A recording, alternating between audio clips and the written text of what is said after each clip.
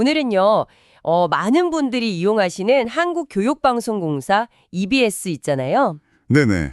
이 EBS 운영 방식에 아주 큰 변화를 가져올 수 있는 법안을 좀 깊이 들여다볼까 합니다. 네, 맞습니다. EBS가 사실 그냥 방송사가 아니라 교육 전문 공영방송으로서 역할이 정말 중요하잖아요. 그렇죠.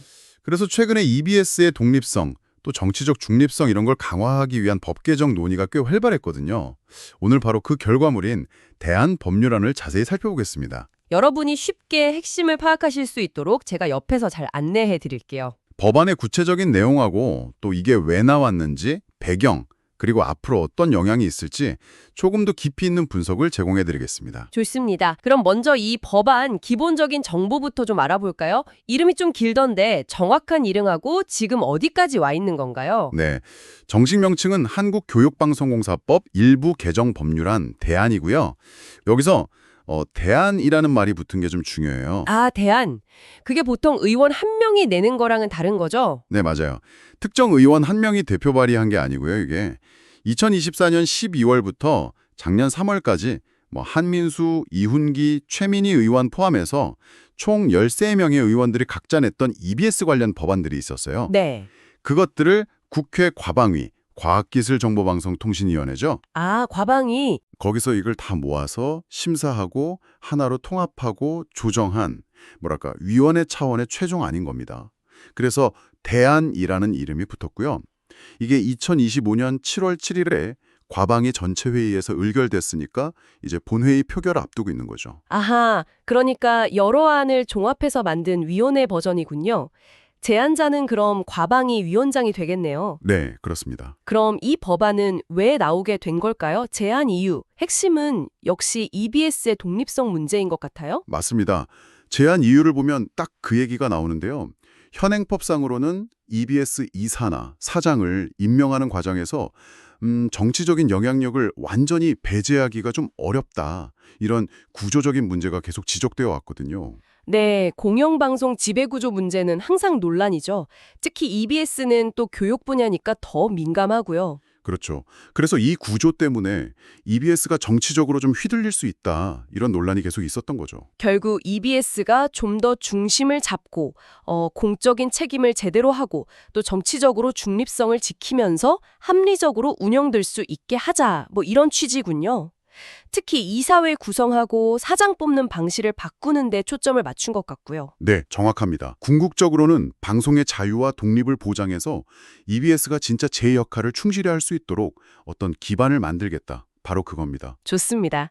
취지는 정말 공감이 가는데 그럼 구체적으로 뭐가 어떻게 바뀌는지 그 핵심 내용을 좀 자세히 봐야겠어요.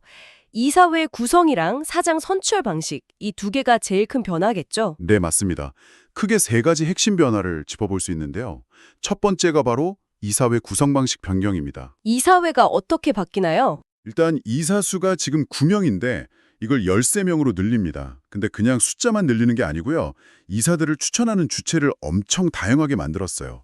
이게 핵심입니다. 추천 주체가 다양해진다. 구체적으로 어떤 그룹들이 참여하게 되는 건가요? 예전에는 방통위 역할이 컸다면 이제는 국회 교섭단체가 의석수 비율로 5명, 그리고 EBS 시청자위원회가 2명, EBS 직원들 대표가 1명, 방송미디어 학회가 1명, 교육 관련 단체들이 2명, 교육부 장관 1명, 그리고 시도 교육감협의체가 1명, 이렇게 각각 추천권을 갖게 됩니다. 와, 진짜 다양해지네요. 국회, 시청자, 내부 직원, 학계, 시민사회, 정부, 교육 현장까지 거의 모든 이해관계자가 들어오는 느낌인데요. 네, 그렇죠. 특정 세력이 이사회를 좌지우지하기 어렵게 하려는 의도라고 봐야겠죠.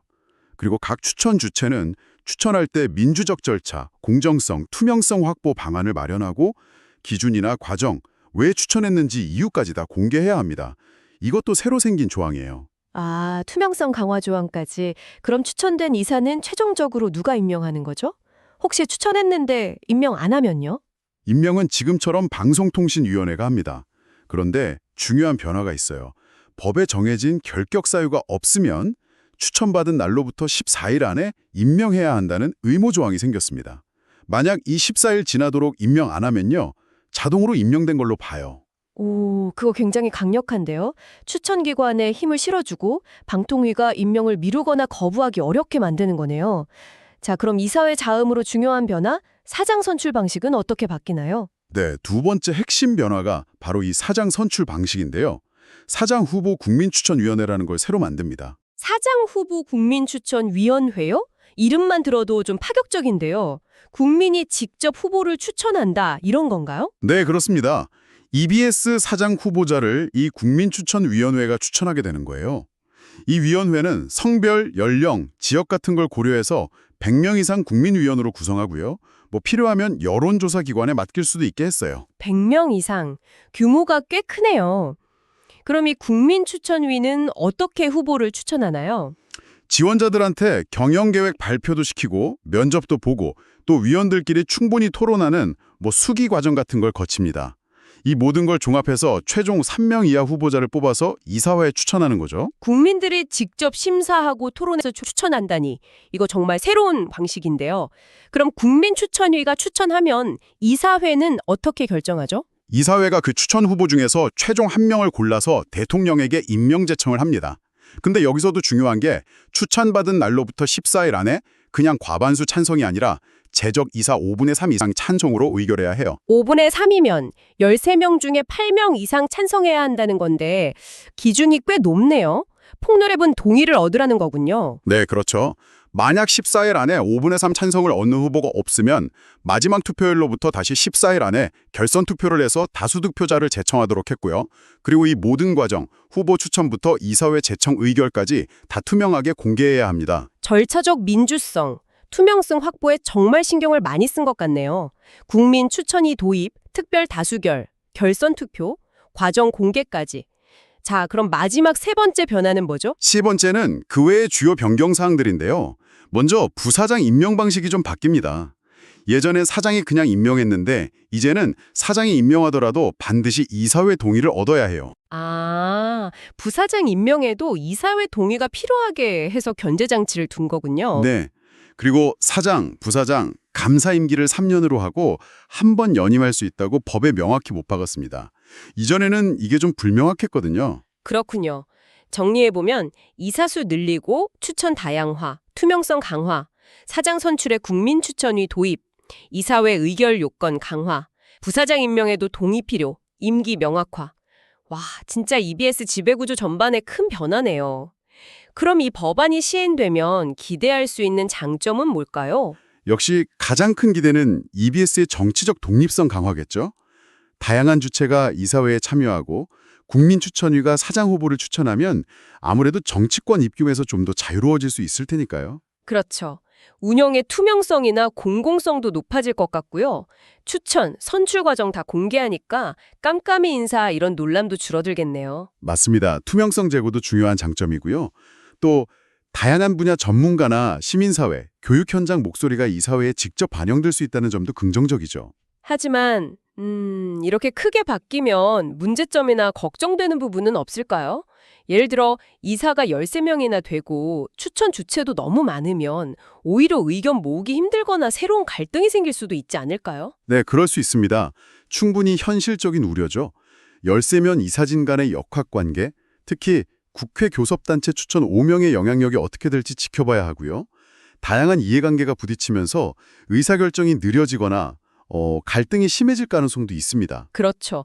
그리고 100명 넘는 국민추천위원회, 이거 실제로 운영하는 게 쉽지 않을 것 같은데요. 위원 선정은 공정하게 될지, 또 100명 넘는 사람들이 모여서 제대로 토론하고 합의를 할 수 있을지. 바로 그 점이 중요합니다. 위원 선정의 공정성, 대표성 문제, 그리고 100명 이상이 참여하는 수기 과정을 어떻게 잘 설계하고 운영하느냐가 관건이에요.